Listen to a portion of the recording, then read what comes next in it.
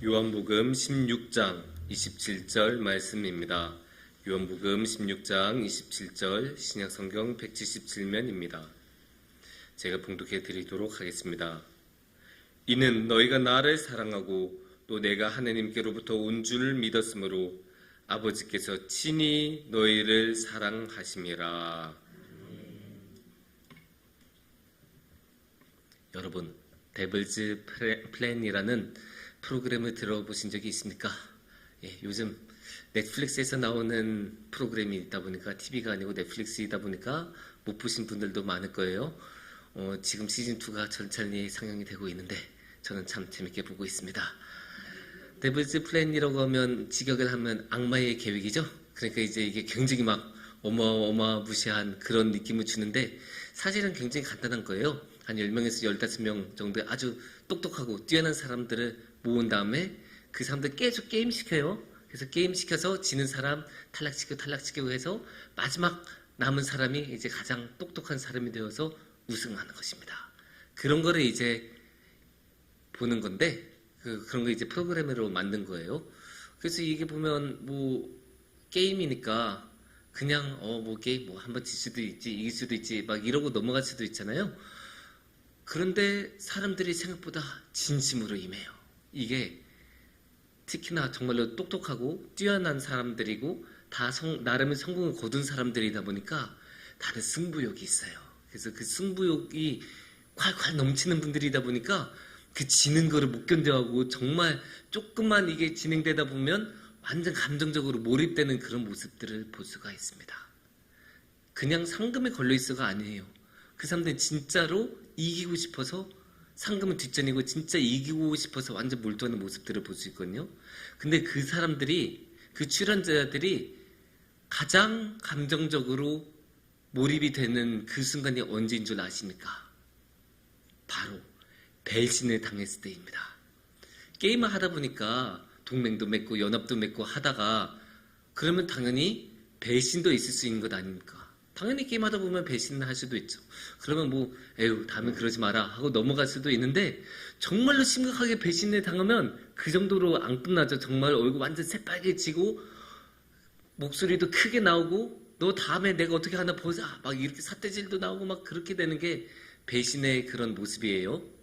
이 데블즈 플랜을 만들었던 그 PD가 이전에 전작에 비슷한 이런 프로그램을 만든 적이 있었는데 거기에서 지니어스라는 이름이었는데 거기에서 희대의 배신의 장면이 나오거든요. 정말 저도 그때 TV를 보면서 야 어떻게 저렇게까지 할 수 있나 싶을 정도로 심하게 배신을 당했던 사람이 있는데 그 배신을 당했던 사람은 어느 정도까지 감정에 몰입을 하냐 게임하다가 스탑 외치고 촬영을 중단시킨 다음에 어느 구석에 가서 그냥 울었대요. 아니 무슨 다 큰 사람이 웁니까? 게임에서 좀 졌다고 말이 안 되잖아요. 그런데도 그렇게 울 정도로 근데 그게 그냥 운 것도 아니에요. 너무 서럽게 우니까 그거를 촬영하고 있던 카메라 그 감독도 같이 울었대요. 이 정도로 사람들이 완전히 몰입이 되는 게 이 배신이라는 순간이에요. 그런데 이 배신이란 게 그래도 이 프로그램에서는 그냥 게임이니까 프로그램이니까 배신을 당한 건 배신으로 끝났는데 그런데 이게 사회에서 배신을 당하면 정말로 심각해지죠. 진짜 심각해져요. 사회에서 당하는 배신은 다른 말로 하면 사기라고도 우리가 할 수 있죠. 계약이라는 관계에서 일반적으로 배신을 딱 하면 그게 사기가 되는 거죠. 그래서 정말로 심각해요. 전세 사기 같은 거 정말로 많은 사람들의 삶이 송두리째 무너지는 그런 경우도 많고 그런데 이게 사기를 당하지 않아야 합니다. 말하는 거 얼마나 쉽습니까? 당연히 다 아는 이야기예요. 당연히 누구나 다 알아요. 근데 사기를 피하는 게 너무나 힘들어요. 얼마나 힘드냐? 정말로 산전수전을 다 겪으신 사업을 정말로 오래 막 20년, 30년 하셨던 사장님들마저도 사기에 걸릴 정도로 마음 먹고 사기를 치려고 접근한 사람은 피하는 게 정말로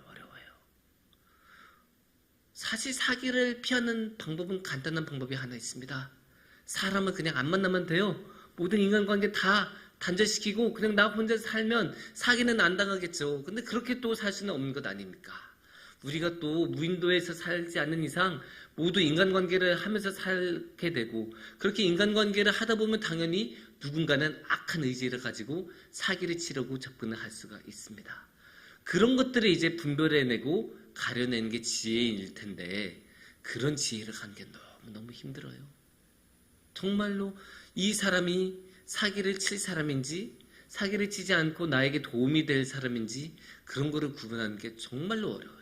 그러니까 인간관계가 어렵다고도 할 수 있는 것일 텐데, 그러면 이런 어려운 인간관계를 우리가 눈앞에 두고 있을 때 어떻게 하겠습니까? 우리의 능력으로는 그 인간관계의 그러한 깊은 뚜렷한 명석한 지혜를 갖는 게 어려워요. 아니, 그렇게 뛰어난 사장님들도 사기를 당하는데 우리 같은 범부들이야 사기를 안 당할 수가 있겠습니까? 정말로 마음 먹고 사기치기 시작하면 피하기가 너무 어려워요. 그러면 어떻게 되냐? 우리 같은 사람들은 열심히 주님 앞에서 기도하고 뭐 봐야 돼요? 성경책 봐야 돼요. 그럼 성경책에서는 어떻게 이야기를 하신지 한번 보겠습니다. 일단 성경책에서는 우리의 인간관계를 어떻게 설정을 하느냐? 특히나 우리한테 가장 중요한 관계는 무슨 관계겠어요? 하나님과의 관계예요. 당연한 거 아니에요? 우리에게 하나님과의 관계보다 더 중요한 관계는 없습니다. 그러면 하나님과의 관계가 어떻게 나오는지 한번 보겠습니다. 오늘의 말씀 요한복음 16장 27절입니다. 이는 너희가 나를 사랑하고 또 내가 하나님께로부터 온 줄 믿었으므로 아버지께서 친히 너희를 사랑하심이라. 너무나 분명히 말씀하고 계세요. 아버지 하나님께서는 우리를 사랑하십니다.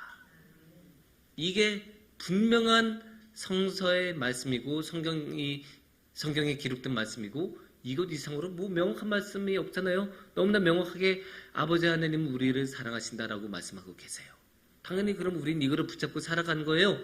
그런데 이 세상에서 하도 많은 사기를 당하고 상처를 입은 사람은 당연히 이렇게 질문할 수 있어요. 이게 사실인지 이게 진실인지 어떻게 압니까? 하나님도 사랑한다고 말하고 우리를 사기치고 우리 뒤통수 치면 어떡합니까? 이렇게 물어볼 수 있죠. 그러면 우리는 어떻게 대답해야 될까요? 저는 안 그런 것 같은데요? 라고 말해봤자 그게 설득이 되겠습니까? 나름의 그래도 근거 있는 설득력 있는 답변을 해야겠죠. 그래서 이제 여러 가지 답변을 드릴 수가 있겠지만, 저 같은 경우는 그런 경우에 요한복음 1장 12절 말씀을 같이 보자고 말을 할 것입니다. 영접하는 자, 곧 그 이름을 믿는 자들에게는 하나님의 자녀가 되는 권세를 주셨으니. 하나님이 어떤 권세를 주셨다고요? 하나님의 자녀가 되는 권세. 뭘 하면? 우리가 하나님을 믿으면, 우리가 하나님을 영접하면 하나님은 우리를 자녀로 삼아주신다는 거예요. 우리를 양녀로 삼아주신대요. 그게 무슨 뜻이에요? 결국 하나님하고 우리는 가족이 된다는 거예요. 그러니까 우리가 믿지 못한 사람들한테 이렇게 말씀드릴 수 있어요. 아, 그래, 네가 그런 마음 갖는 거 이해한다. 네가 그런 의심 갖는 거 이해해. 그런데 우리는 하나님하고 가족이야. 가족끼리 사랑하는 건 믿을 수 있지 않겠나? 그렇게 우리가 답변을 줄 수 있는 거예요. 가족끼리 사랑하는 거는 너무나 당연한 거잖아요. 가족만큼 끈끈한 관계가 어디 있어요? 가족만큼 그 최소의 그 가장 근본적인 관계가 어디 있습니까? 가족은 너무나 기본적인 단위이고, 그래서 미국의 영화나 막 드라마 같은 거 보면 가족이 걸려 있으면 뭐 국가고 사회고 아무것도 없어요. 그냥 다 무조건이에요.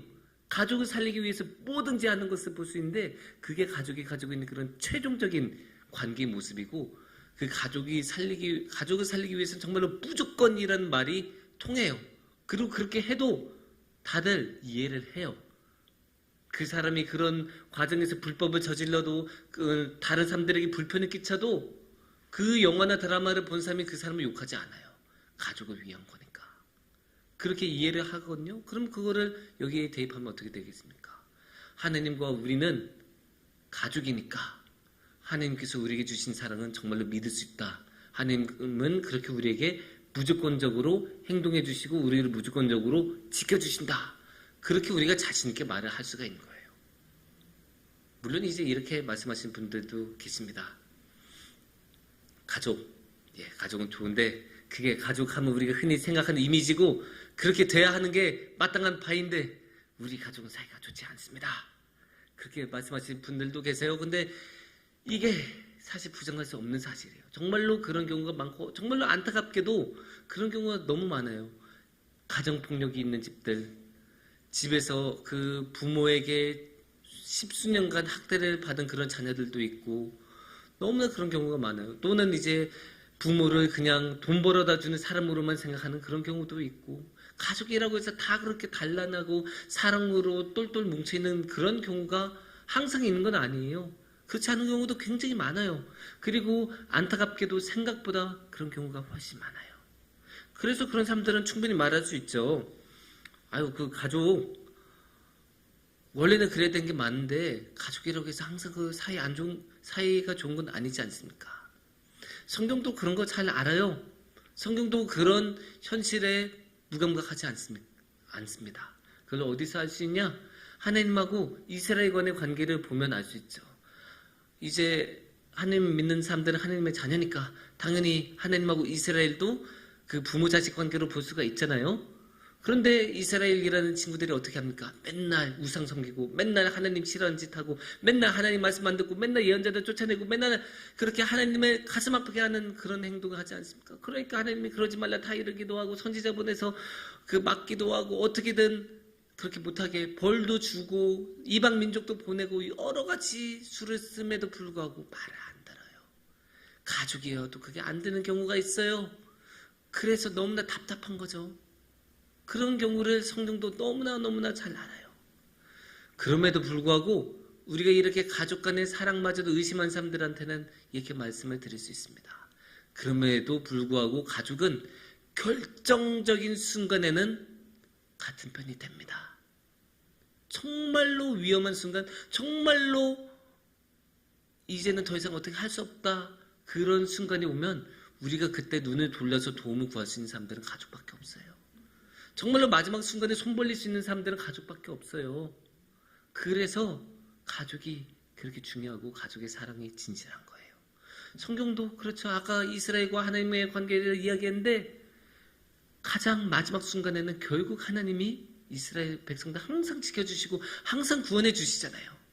아무리 그렇게 이스라엘이 죄를 많이 짓고 아무리 그렇게 이스라엘이 하나님의 말씀을 안 들어도 그래도 이스라엘하고 하나님은 그 소통의 끈을 놓지 않아요. 아무리 그렇게 죄를 많이 지어도 끝까지 하나님은 말씀 전해주고 예언자 보내고 그러면서 이스라엘 사람들을 도와주고 싶어서 어떻게든 노력하시고 그리고 정말로 이스라엘이 절체절명의 순간에 딱 놓이면 어떻게든 그거 해결해 주시잖아요. 그게 홍해의 바다가 되든 아니면 태양을 이렇게 다시 이게 딱 되돌려서 시간을 주시든 어떻게든 하나님께서는 살려주세요. 그런 거 보면 정말로 결정적인 순간에는 하나님께서는 도와주세요. 근데 하나님이 이스라엘의 백성들 상대로만 그럴 것 같으십니까? 아닙니다. 하나님은 우리를 상대로도 그렇게 해주세요. 우리도. 그거 어디서 볼 수 있는지 아세요? 예수님을 보면 알 수 있어요. 예수님은 어떻게 돌아가셨습니까? 십자가에서 돌아가시잖아요. 가장 결정적인 순간 정말로 우리 인간들이 저 어둠으로 사라지냐 아니면 다시 한번 죄에서 구원을 받을 수 있냐 그것이 판가름 나는 그 순간에 우리의 주님이신 예수님은 십자가에서 도망가지 않으세요. 십자가를 피하지 않으세요. 그렇게 그 십자가의 고난을 당한 게 두렵고 힘들고 불안해서 피땀을 흘리면서 기도하셨던 예수님이 그래도 망설임 없이 오르시잖아요. 불평 없이 오르세요. 다른 거 생각하지 않고 십자가에 오르세요. 그러니까 결정적인 순간에는 예수님은 십자가에 오르시고 왜 오르셨겠어요? 그 취미가 십자가에 오른 것이겠습니까? 아니죠. 우리를 구원하시라고 우리에게 사랑으로 오시라고 그 사랑을 보여주시라고 사랑하시라고 십자가에 오르신 거예요. 그러니까 예수님의 사랑은 그 가족의 하나님이 주신 그 가족의 사랑은 진실하고 최종적이고 믿을 수가 있는 거죠. 근데 이게 참 진짜 이게 큰 위로가 돼요. 왜냐? 아까 말한 것처럼 우리는 하나님과의 관계에서 어떤 사람들이에요? 자녀라고 했죠? 근데 우리가 처음부터 자녀였습니까? 아니에요. 우리는 태어날 때부터 하나님의 자녀가 아니에요. 우리는 어떤 사람들이에요? 우리는 하나님께서 받아주신 자녀죠. 영접하면 자녀가 되는 거잖아요. 그렇게 쉽게 말하면 우리는 양자고 양녀잖아요. 그런데 서양 이야기들에서 보면 항상 구박받고 찬밥 신세에 있던 사람들이 어떤 사람들입니까? 양자, 양녀예요. 그래서 항상 그 서양의 동화 같은 데 보면 주인공을 괴롭히는 사람들이 누군 줄 아세요? 계부, 계모예요. 그런 식으로 항상 양자고 양녀는 찬밥 취급당하고 괴롭힘을 당하고 항상 어려움에 노출이 돼요. 그렇게 힘들게 살아갈 수밖에 없는 게 양자와 양녀인데 하나님은 어떠세요? 하나님은 이런 양자와 양녀인 우리에게 구원을 주시잖아요. 그리고 정말로 가족인 것을 알 수 있도록 사랑을 해주시잖아요. 진실한 사랑을 주시고 자신의 모든 것을 내어주는 사랑을 주시잖아요. 어느 정도로 내어주시냐? 요한복음 6장 54절에서는 이렇게 말씀하십니다. 내 살을 먹고 내 피를 마시는 자는 영생을 가졌고 마지막 날에 내가 그를 다시 살리리니. 예수님이 어느 정도까지 사랑하십니까? 살을 주시고 피를 주셔요. 진짜 자신의 몸과 피를 찢어지도록 십자가에 오르셔서 우리에게 살과 피를 주시죠. 누구에게? 양자와 양녀인 우리에게. 근데 중요한 게 그 양자와 양녀인 우리에게 그 주시는 살과 피는 누구의 살과 피입니까? 예수님의 살과 피인데 그 예수님은 어떤 분이십니까? 하나님의 외아들 아닙니까? 하나님의 독생자 아닙니까? 하나님의 원래 아들 아닙니까? 그러니까 이게 뭐예요? 하나님께서는 양자와 양녀인 우리를 위해 원래 아들이신 예수님을 우리에게 주신 거예요. 그냥 주신 것도 아니고 완전 십자가에서 찢어지도록 내어주시고 그 내어주신 것으로 인해 그 살과 피를 우리에게 주신 거죠. 양자와 양녀인 우리에게 원래 참된 아들이신 원래 참된 독생자이신 예수님을 우리에게 주신 거예요. 이보다 큰 은혜가 어디겠어요? 이보다 크게 자리가 전도가 되는 게 어디겠어요? 그래도 예수님은 기꺼이 자신을 내어주시고 하나님도 기꺼이 자신의 아들을 내어주세요. 왜냐? 하나님의 사랑은 그만큼 크고 놀랍고 진실하시니까. 그만큼 하나님은 정말로 우리를 가족으로 삼고 싶으셨고 정말로 가족인 우리에게 자신의 모든 것을 주시는 그런 사랑의 모습을 보여주셨습니다. 이런 사랑의 모습이 있을 때 이게 정말로 한 가지가 더 너무나 은혜로운 모습인 게 하나님께서 우리를 양자와 양녀로 받아들여 주셨다는 것 자체가 사실 굉장한 은혜로운 모습이죠. 왜냐? 여러분 살면서 다 경험해 보셨겠지만 강아지 한 마리, 고양이 한 마리 입양하는 것도 쉽지 않아요. 그게 입양하면 그거 계속 뭐 예방주사도 해야 되고 밥도 먹여야 되고 산책도 시켜야 되고 그런 거 얼마나 힘들어요. 근데 고양이는 개 한 마리조차도 한 미물조차도 그렇게 입양하는 게 힘든데 하나님은 우리를 입양을 해주셔요. 인간인 우리를 양자와 양녀로 입양한다는 건 정말 평생 책임을 져야 된다는 건데 그걸 하나님께서는 기꺼이 하세요. 그런데 이게 우리는 사실 하나님께 필요가 없는 사람이거든요. 양자와 양녀를 입양하신 분들에게는 뭐 후계자가 필요해서 나한테 자손이 없어서 그렇게 하시는 분들도 굉장히 많은데 하나님은 엄연히 지금 예수님이라는 독생자가 있으시고 하나님이 우리한테서 필요하신 게 뭐가 있으세요? 없어요. 전혀 없어요. 우리는 하나님한테 도움이 될 게 없는 사람들이에요. 우리가 뭐 잘한 게 뭐가 있습니까? 하나님께서 우리가 있어야 꼭 하실 수 있는 게 뭐가 있겠습니까? 없어요. 우리는 죄만 많은 사람들이죠. 우리는 하나님 앞에서 예쁜 모습 하나 없는 사람들인데 그럼에도 불구하고 하나님은 우리를 선택하시고 그럼에도 불구하고 하나님은 우리를 받아주시고 그럼에도 불구하고 하나님은 우리를 거둬주세요. 거둬주시고 사랑하시고 정말로 양자와 양녀로서 가족이 되어주세요. 그러니까 이런 하나님께 우리는 이게 은혜라고 고백할 수밖에 없는 거고, 이런 하나님께 우리가 드리시는 것은 딱 하나밖에 없어요. 감사밖에 없어요. 우리가 하나님께 주신 게 뭐가 있겠습니까? 우리는 드릴 게 아무것도 없어요. 그만큼 우리는 무능하고 죄에 가득 차고 하나님께 하나 득이 될 게 없는 사람들이에요. 차라리 우리가 없는 게 하나님한테 편할 수가 있어요.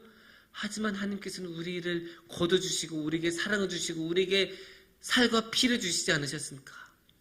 그럼 우리가 하나님께 뭔가 공헌해 드린 건 없더라도 최소한 감사의 한마디라도 해야 되는 것 아니겠습니까? 우리가 인간이라면, 우리가 정말로 감정 있고 이치가 뭔지 아는 사람이라면 감사를 해야죠. 이렇게 아무것도 아닌 우리에게 모든 것을 주신 주님이라면 감사를 드린 것이 마땅할 것입니다. 사랑하는 성도님들, 우리가 살아가는 세상은 정말로 의심으로 가득 차 있어서 믿을 사람 하나가 없습니다. 하지만 우리가 유일하게 믿을 수 있는 분 딱 한 분이 계십니다. 그분은 바로 하나님이십니다. 하나님은 우리를 가족으로서 사랑하셨고, 가족으로서 사랑하시기 위해 우리에게 예수님을 보내주셨고, 정말로 그 결정적인 순간에 우리에게 살과 피를 비롯한 모든 것을 주셨습니다. 그런 예수님을 우리가 마음속 깊이 받아들이고 감사하며 주님께 나아가는 우리 모두가 되기를 축원합니다.